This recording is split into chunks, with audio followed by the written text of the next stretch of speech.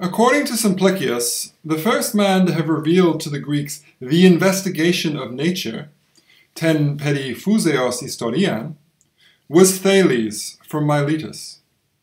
For Aristotle, he was the founder of the philosophy which probed for first principles, hotes toiautes archeros philosophias. Together with Anaximander and Anaximenes, also Milesians, he inaugurated a distinctive approach to inquiry concerning the natural world. The distinctive features of this approach may be called universality, consistency, reductionism, empiricism, and criticism. The terms should not be understood too strictly, nor should they be applied without exceptions to these philosophers. The lack of evidence is, in this case, overwhelming. But despite the long-held silence of Thales and our precariously brief fragment of Anaximander, some things can be said. The Milesians were not modern scientists, but they did assume the whole of space and time as their study. They did presume that this entire expanse was organized around the same principles, which they tried to express as economically as possible. They did try to explain the complex and mysterious in terms of the simple and basic. They did try to ensure their theory's consistency with everyday observation, or at least avoid their inconsistency. And they were, finally, philosophers and not bards. They were confident in their method, but not divinely inspired, and they invited by their conjectures not applause, but refutation. All this was new, and all these points are related. Together, they amount to the fundamentals of a scientific way of thinking, although pointing out common groundwork with modern science implies no easy and direct progression from Lucretius to Darwin. All that can be said was that the Milesian science was a start, but a false one.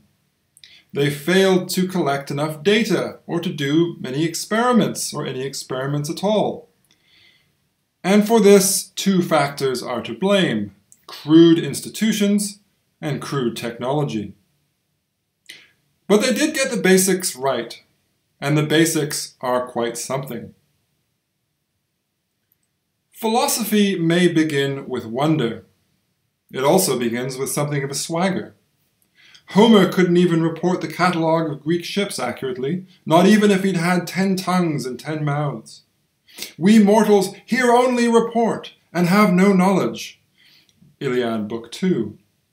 The humble Hesiod is held hostage as he tends his flocks by muses who, he says, know to tell many lies that sound like truth.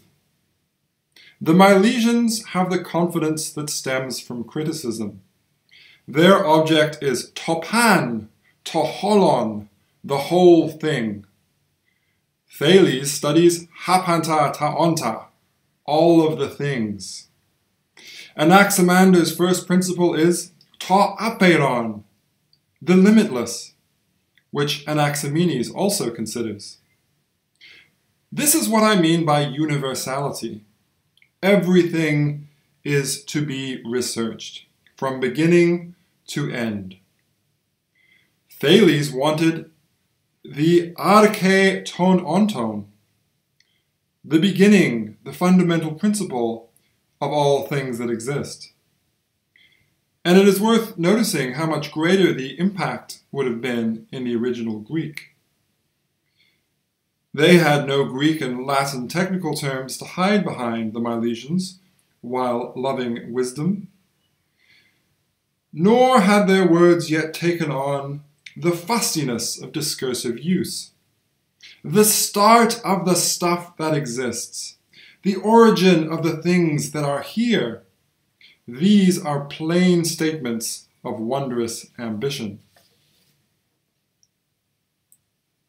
If calling up the entire universe in front of the mind's eye was not completely new, the Babylonians drew circular maps of the world after all, imagining it as a coherent unity amenable to human comprehension probably was.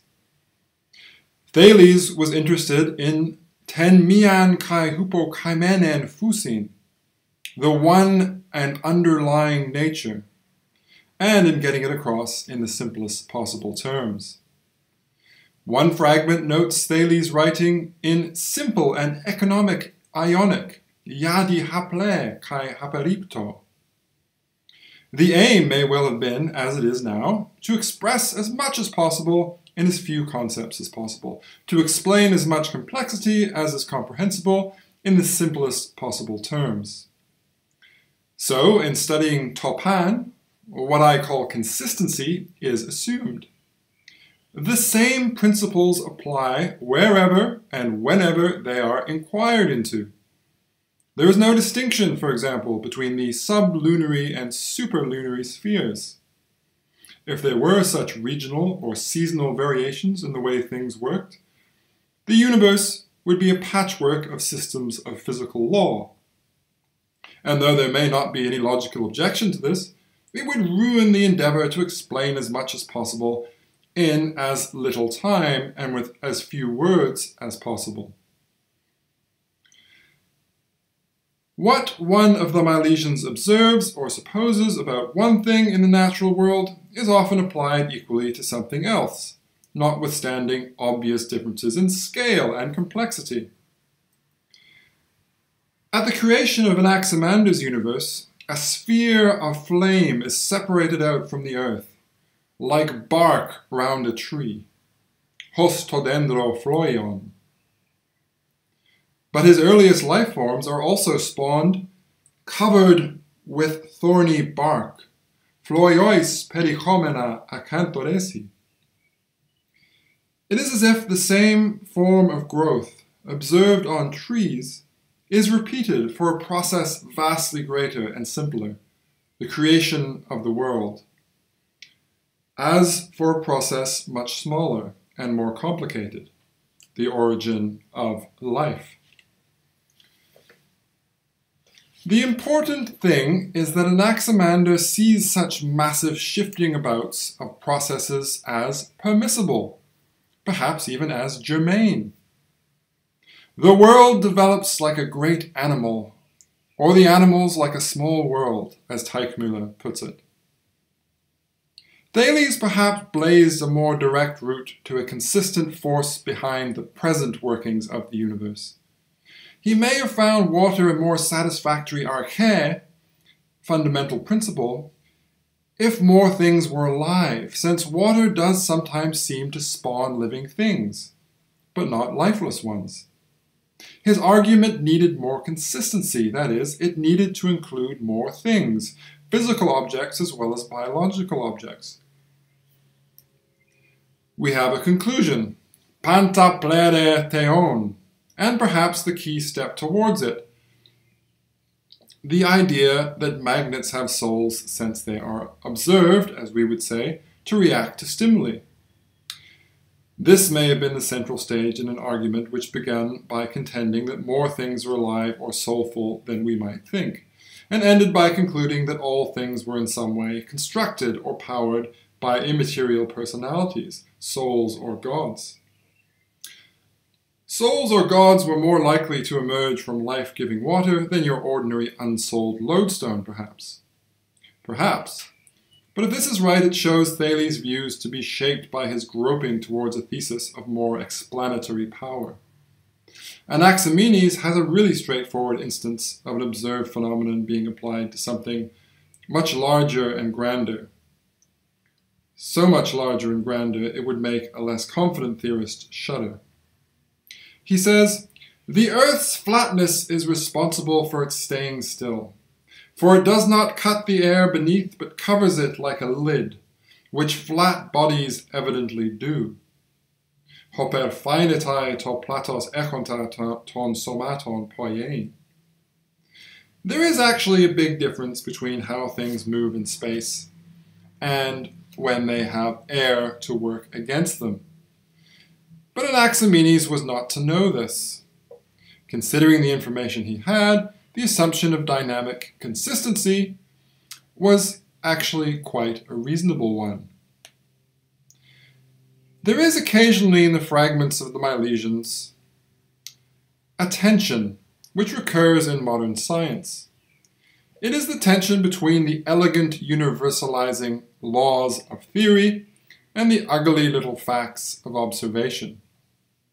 We often accept theories for more abstract reasons, which run counter to everyday observation.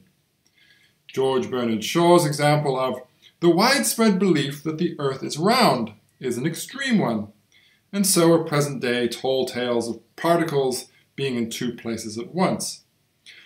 But a simple example is Newton's first law. We don't observe friction, so to us it seems simply false that a body retains a uniform direction and velocity unless acted on by an external force. And to your average Milesian, it must have seemed very strange to think of the earth as suspended in midair and not falling. But this is apparently what Anaximander thought, claiming that it is held up by nothing, but remaining there on account of its similar distance from all things. Dia ten homoion panton apostasin. It is a corrective to a view of the Milesians as embryonic collectors of data to note that Anaximander has overridden the most elementary physical observation you can make. When you try to suspend things in midair, they fall down. The Earth is, of course, falling in a controlled orbit around the Sun. But we can see the merit of a view which did employ a Leibnizian principle of sufficient reason in challenging a basic cosmological assumption. And more than this, it challenged an assumption which had caused a host of problems.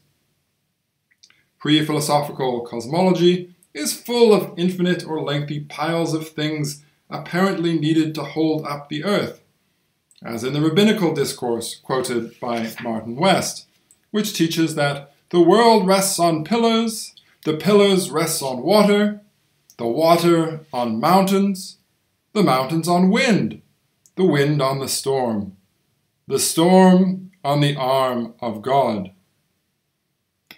Even Thales is criticized by Aristotle for failing to give proper support to the earth. Thales says that the earth rests on water, Aristotle reports, as though the same argument did not apply to the water supporting the earth as to the earth itself. The only solution to the problem seems to be to found the earth ultimately on a substance of such awe or divinity that inquiry must stop there, as with the arm of God, or Thales' water, perhaps not all that different in the end to the Jewish and Egyptian traditions of a mystic primal ocean supporting the world. Anaximander removes these problems at a stroke. Theory has ousted observation. But there are other cases of this where we cannot be so complementary. Much of the relevant fragment is conjecture, but it seems that Anaximander said that the circle of the sun is 27 times the size of the earth, that of the moon is 18 times, and the circle of the stars 9 times the earth's circumference. There is no conceivable empirical observation that Anaximander could have done either to confirm or to refute this conjecture. Rather, it measures out the universe like the universe of the Vedic scriptures in multiples of the mystic number 3. The best we can say is that the regularity of the cosmos is a rationalistic assumption nonetheless. The whole of existence is based consistently on one figure.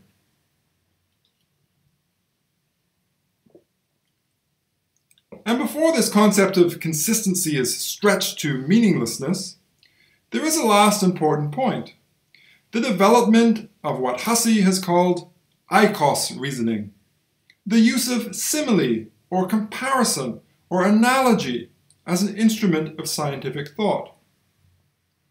We have already seen how Anaximander boldly compared the origin of species and the dawn of the world to the growth of a tree.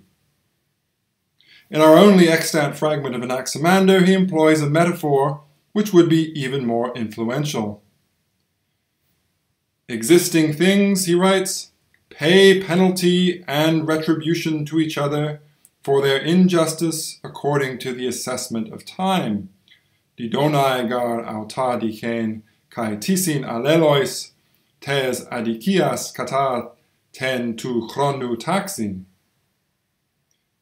Simplicius comments that this is rather poetically said, but the use of the organism or the state or the legal system or the mind as an Anaxagoras, as an image for the universe, tells us a lot about how these philosophers imagined the cosmos, as complex, but ultimately unified, and perhaps, in some sense, alive.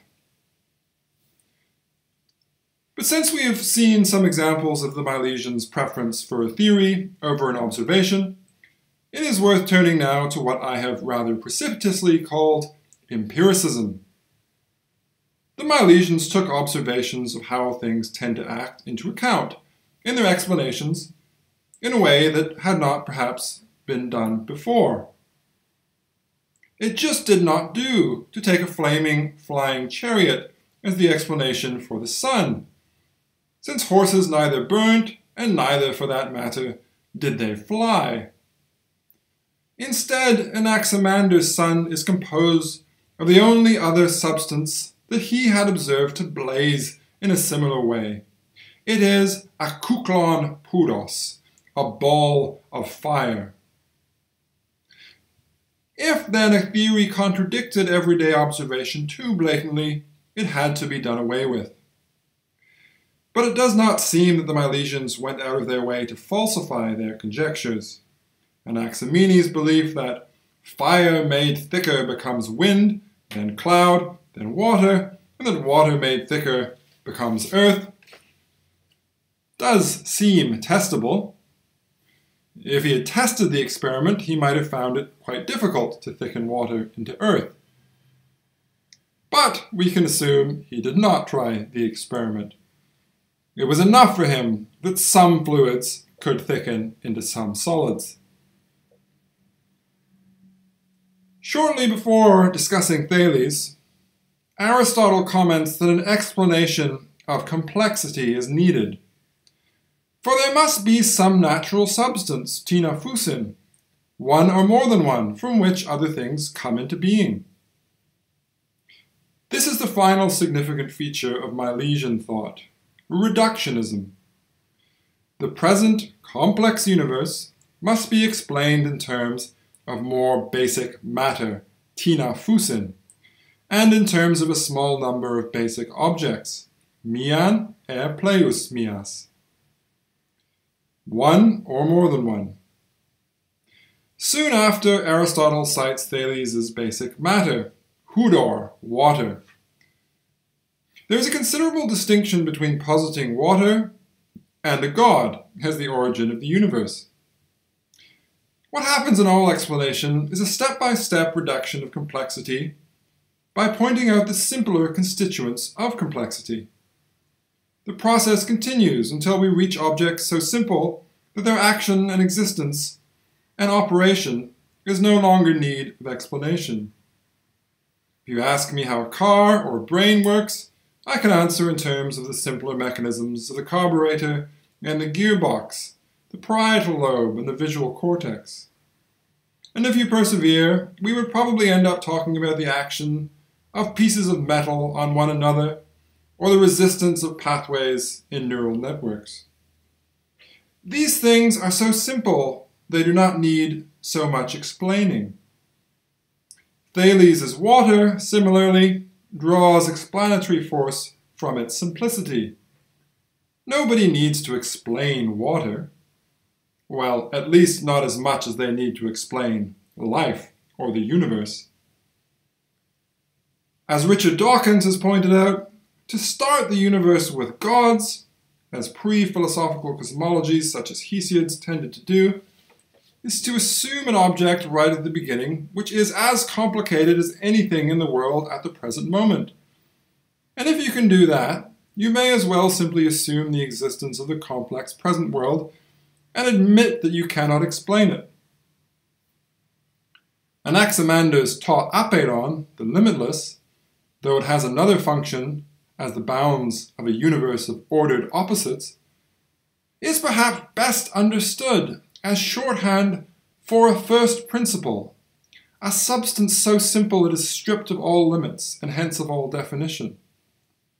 Diogenes Laertius, after all, points out that Anaximander chose ta apeiron after rejecting the more complex, but still simple, basic substances of his fellow Milesians. But it returns us to the Milesians' failings that, though they could posit a basic first substance, they could discover no mechanism for its development. Hence, that first substance often acquired that great mark of a failed explanation, divinity. Aristotle reports that most of the physiologoi considered their archae divine. Cicero records a tradition that Anaximenes made his heir into a god. Anaximenes aera deum statuit.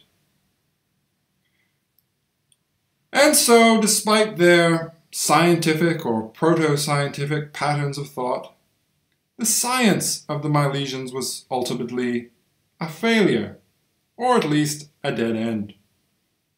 A quick comparison of Anaximander's account of the origin of species with Darwin's, unrealistic though this is considering the state of the evidence, shows why. Darwin's book has full chapters on embryology, instinct, taxonomy, geology, and geographical distribution, each in its turn drawn from centuries of empirical research.